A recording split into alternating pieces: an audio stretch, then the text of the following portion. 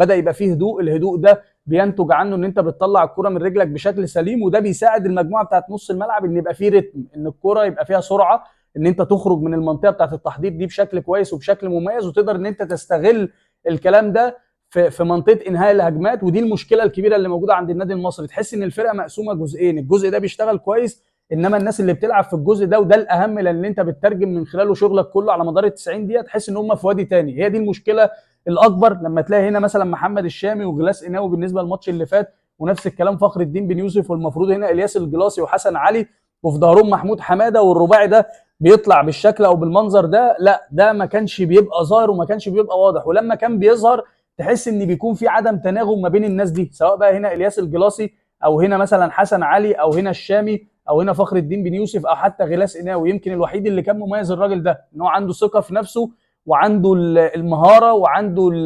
الريتم بتاع